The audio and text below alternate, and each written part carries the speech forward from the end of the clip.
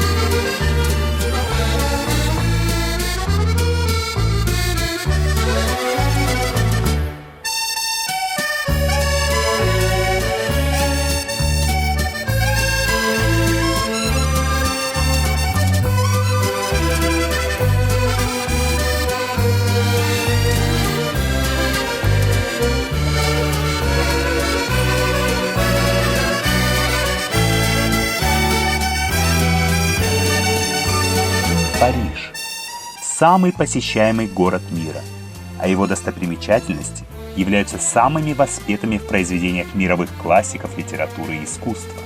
В нашей стране раньше было принято говорить так: увидеть Париж и умереть. Стоит ли писать завещание перед поездкой в столицу Франции, можно проверить, только лишь посетив этот великий город. Париж – это одна из самых древних столиц на карте Европы. Он был основан еще в III веке нашей эры кельтскими племенами на месте поселения Лютеция. В эту эпоху он представлял из себя небольшую крепость, расположившуюся на небольшом естественном острове Сите в водах реки Сены. Удобное расположение города на реке, соединяющей Средиземное море и Британские острова, позволило ему быстро развиваться и расти. Позднее город пережил длительный период, находясь в составе Римской империи, после чего в конце V века приобрел свое современное название, став столицей франкского государства.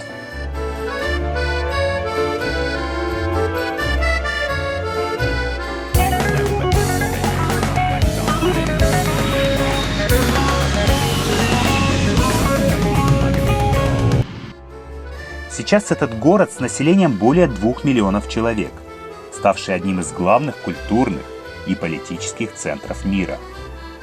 Великая и насыщенная история Франции, крупные географические открытия и любовь французов к прекрасному сделали столицу Франции одним из самых красивых и романтичных городов Европы.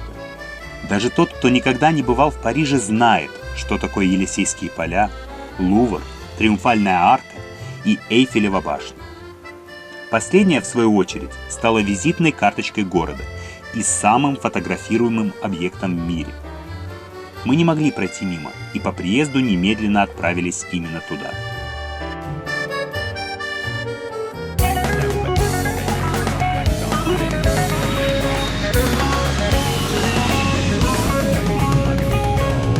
Вряд ли найдется более популярной достопримечательность для того, чтобы сделать фото или себя.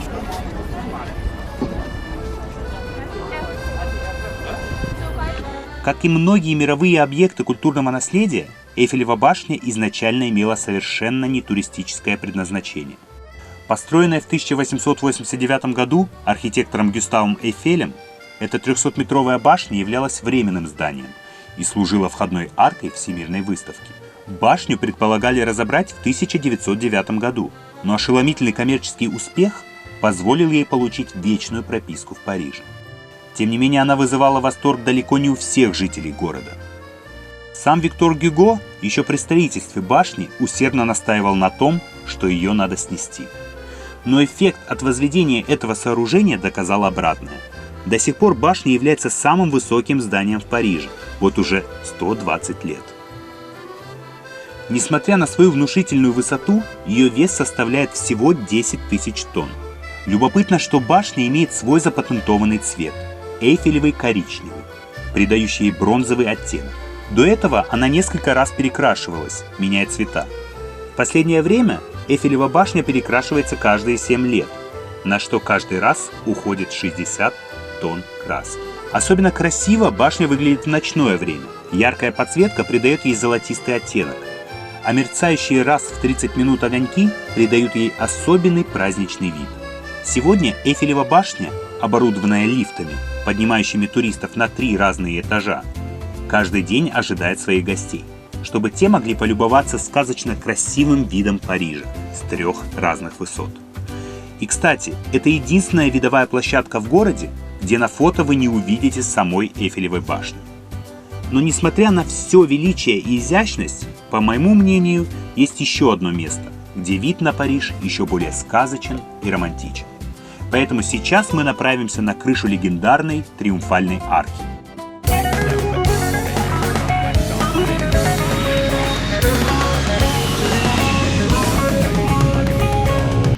Терраса на крыше Триумфальной арки открывает потрясающий вид на город. Собственно, на него можно смотреть очень долго.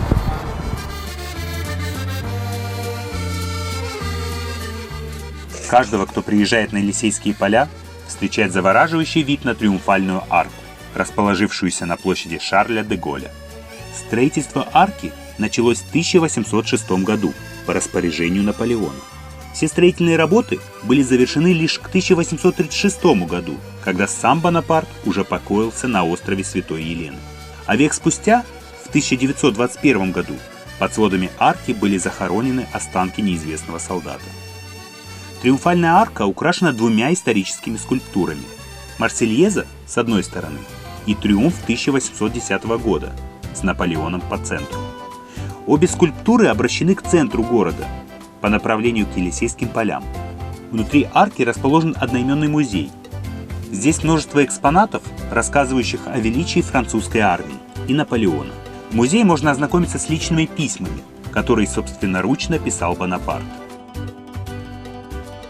На крыше же арки расположена открытая терраса. Здесь открывается самый романтичный вид на город. Именно тут тебе открывается удивительная задумка архитекторов Парижа: свести 12 основных проспектов города в одной точке, на площади Шарля де Голля, которую еще называют Площадь Звезды.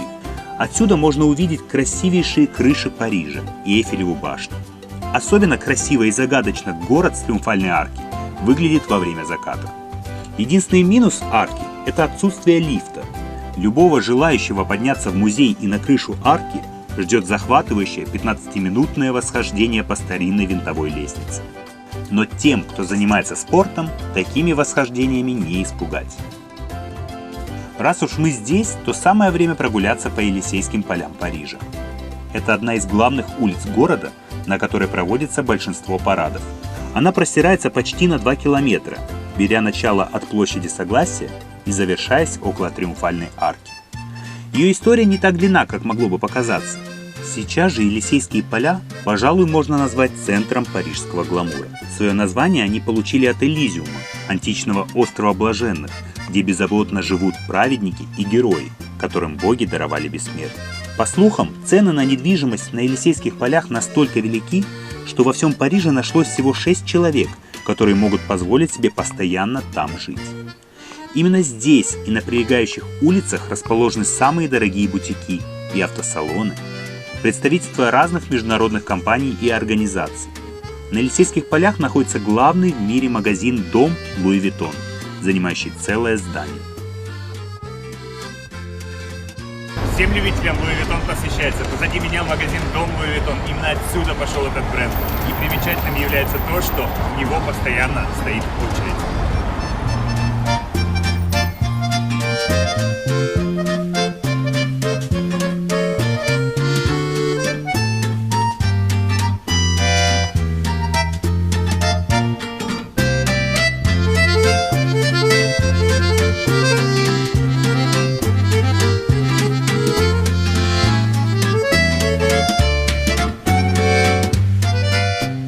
Париж – очень удобный город для туристов.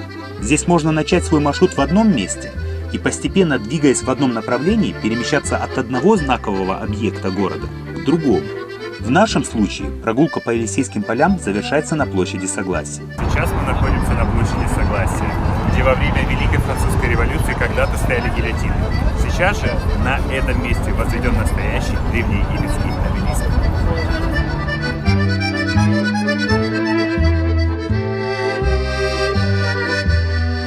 Парижскую площадь Согласия называют одной из главных площадей города. Она имеет форму правильного восьмиугольника, в каждом углу которого расположена статуя, символизирующая один из французских городов. Проект площади был создан в 1755 году Габриэлем Анжаком. После Великой Французской революции в центре площади была установлена гильотина, а сама она переименована в Площадь Революции. Многие знатные особы, такие как Людовик XVI и Мария Антуанетта, были казнены именно на этой площади. После спада революционных настроений гильотину убрали.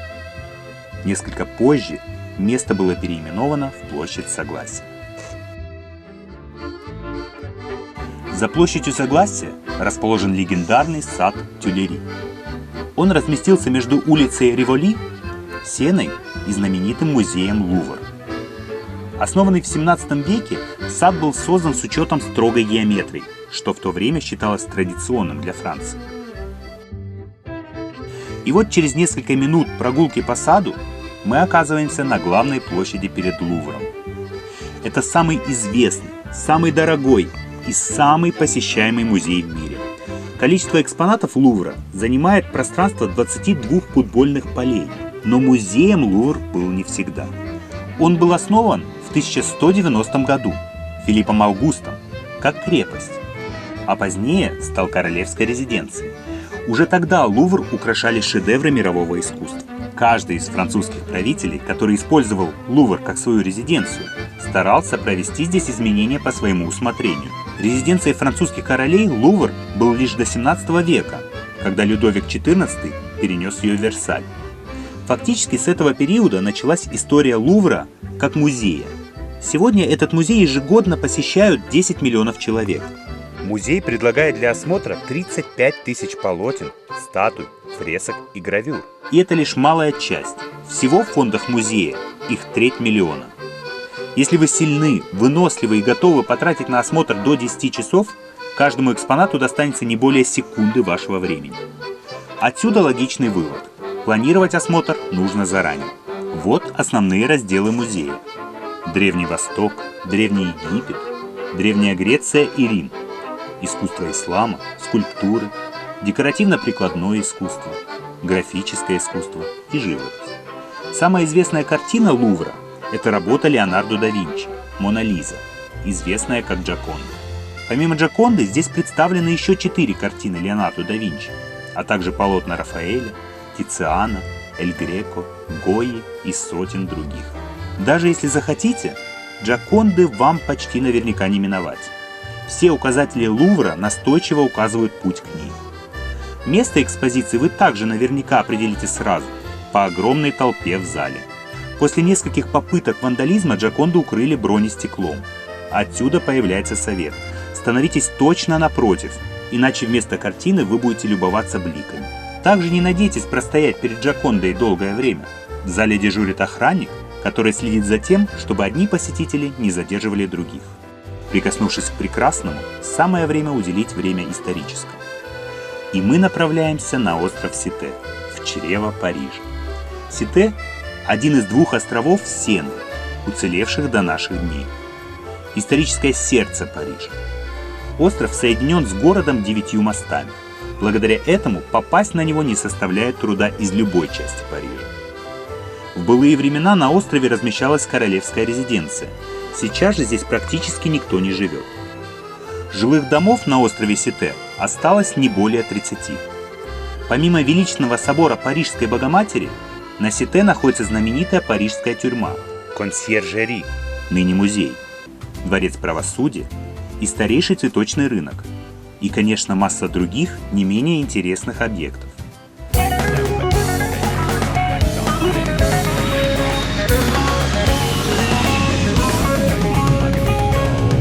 Особо посещаемым на острове считается собор Парижской Богоматери, он же Нотр-Дам-де-Пари. Собор известен в первую очередь благодаря роману Виктора Гюго, задавшегося целью разжечь в французах любовь к собору. Вот и знаменитый, воспетый Виктором Гюго Нотр-Дам-де-Пари. И больше не нужно никаких слов.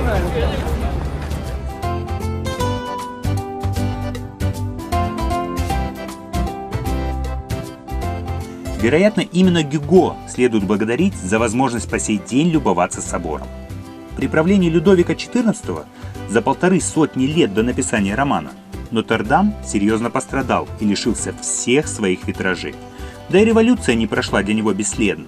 А всего через 10 лет после издания романа началась реконструкция. Считается, что в соборе хранится один из гвоздей, с помощью которых был сколочен крест для распятия Иисуса Христа. Еще одно из популярных мест острова находится прямо перед входом в собор. Это нулевой километр всех автодорог Франции.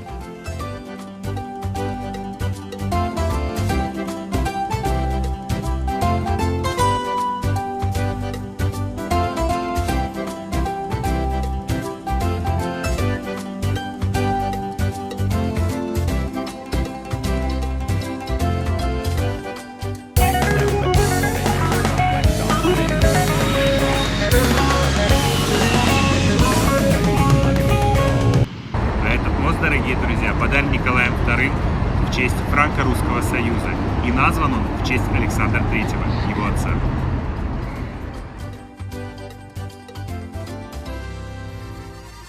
В Париже есть район, который стоит несколько особняком, а точнее даже парит над городом на высоте 130 метров. Позади меня базилика Сакрé-Кёр. Это второй по значимости храм в Париже. Он построен в римско-византийском стиле на холме Монмартр.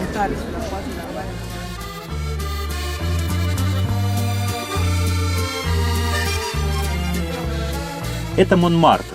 В переводе буквально он означает «гора мучеников», названная так в честь первого христианского проповедника-мученика, принявшего свою смерть именно здесь. Монмартр по сей день сохранил свою архитектуру и аутентичность. Узенькие улочки, маленькие площади, картинные вернисажи – все это Монмартр. Многим может показаться, что это город в городе. Именно здесь расположены такие знаковые места, как собор Святого Сердца, знаменитое кладбище Монмартра, старинная ветряная мельница, блошиный рынок. Мы находимся в районе Монмартра. Это район искусств. И здесь находятся самые известные вернисажи в Париже.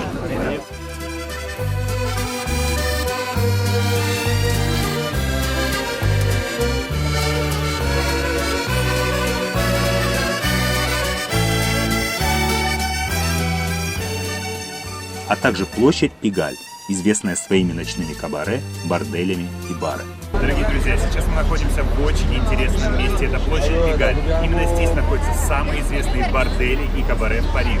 И самый известный из них, конечно же, Мулен Руж.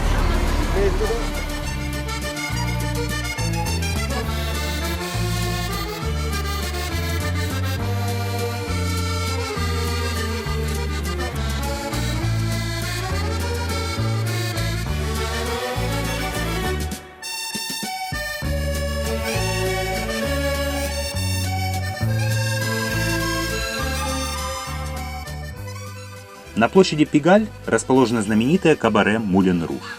Галерея Лафайет – это ансамбль старинных зданий, в которых располагаются бутики модной брендовой одежды.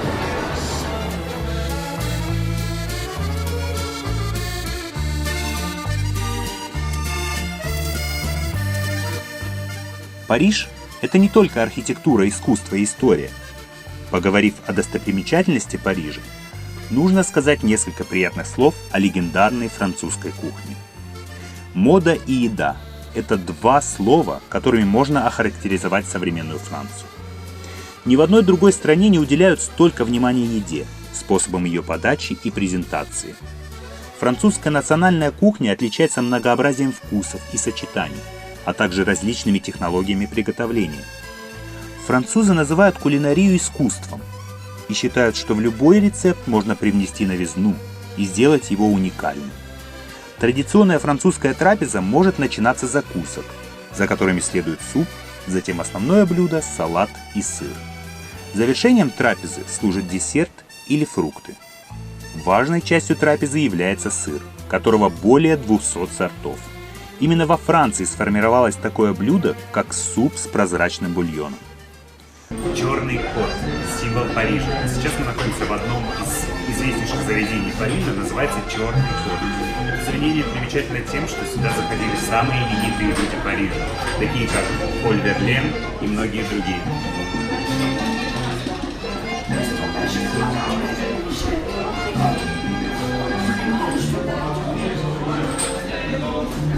Где мы обязательно будем дегустировать красные вина из Бордо. Ну и, конечно же, знаменитое французское шампанское. Особой гордостью французов являются вина. Короли французских вин – это Бордо и Бургундское. Также всемирной известностью пользуется коньяк. За французами закрепилось обидное прозвище – лягушатники, благодаря употреблению ими в пищу лягушачьих лапок. Однако это блюдо является скорее деликатесом, а не ежедневной едой, и попадается не во всех ресторанах. Франция является крупнейшим импортером лягушек из азиатских стран. Ароматные круассаны, луковый суп, утиная ножка конфи, свежие устрицы и многообразие вина и сыра – все это то, с чем всегда ассоциируется Франция. Сложно перечислить все основные блюда французской кухни. И это может стать отдельной темой для разговора, отдельной программы. Самое время знакомиться с традиционной французской кухней. Конечно же, это традиционный французский луковый суп.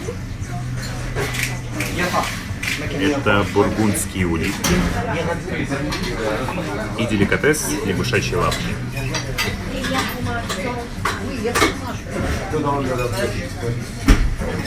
Все это под аккомпанемент хорошего красного французского вина из Бордо. Бон аппетит!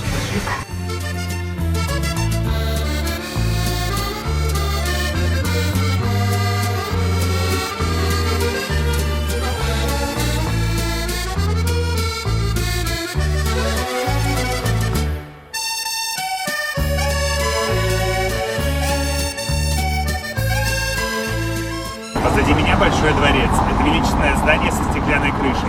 И теперь в нем проводится огромное количество выставок.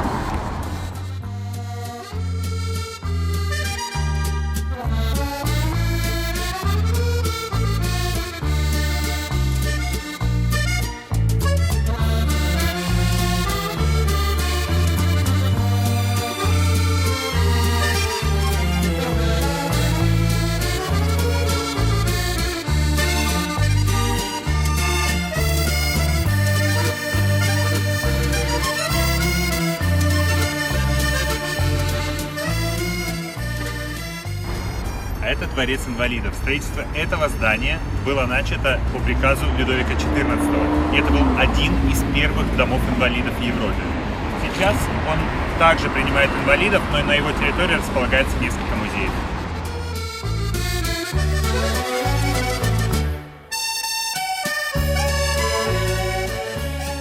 Париж – это удивительный город.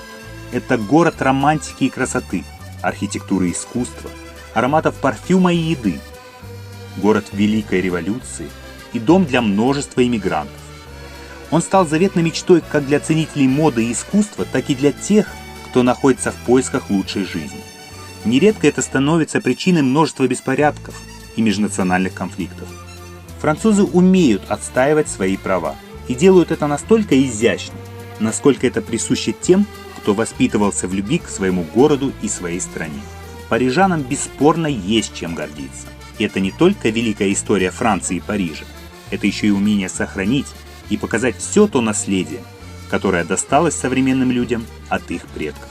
Ведь не просто так этот город называют городом любви и столицей мира.